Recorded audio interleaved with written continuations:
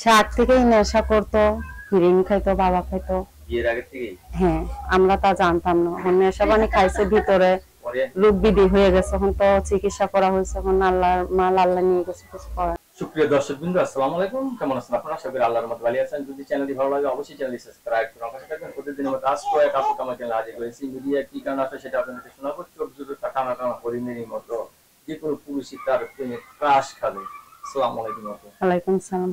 ভালো আছেন? আলহামদুলিল্লাহ ভালো আছি। আপনার চোখের কি সবসময় যত্ন নেন? হ্যাঁ, নেই। চোখ যে মনের কথা বলে জানেন? জানি। আপনার চোখের ইশারায় হাজারো ছেলে পাগল, সেটা জানেন? সেইটা জানি না, সেটা আল্লাহ জানে। এখন কত মানুষ পাগল হয় কিনা সেটা জানি না। আচ্ছা, বিয়ে শাদী হয়েছে? হ্যাঁ, বিয়ে শাদী হয়েছিল, একটা ছেলে আছে। তাহলে তো সে সৌভাগ্যবান পুরুষ, আপনার মতো একটা স্লিম বডি একটা বউ পেয়েছে। আমি নেই?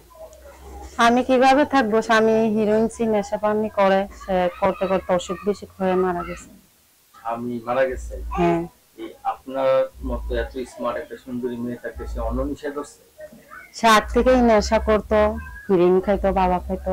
বিয়ের আগে থেকেই? হ্যাঁ, আমরা তা জানতাম না। এখন নেশা পানি খাইছে ভিতরে, রোগ বিধি হয়ে গেছে। এখন তো চিকিৎসা করা হয়েছে, এখন আল্লাহর মাল আল্লাহ নিয়ে গেছে, কিছু করার নেই। কতদিন স্বামী ছাড়া? 3 বছর। 3-4 বছর স্বামী ছাড়া? হ্যাঁ।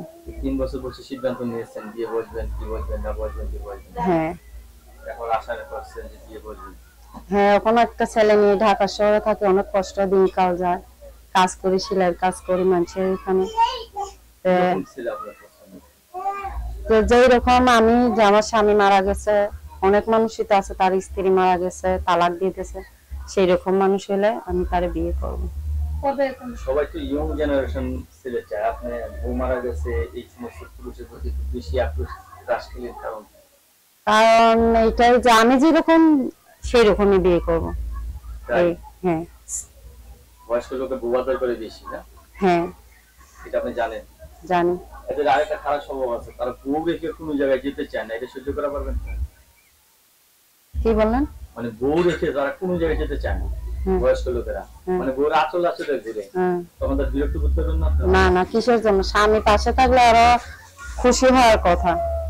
স্বামী পাশে থাকলে খুশি হওয়ার কথা, এটা আমরা সবাই জানি, কিন্তু বেশি পাশে থাকলে তো আবার ভেজাল।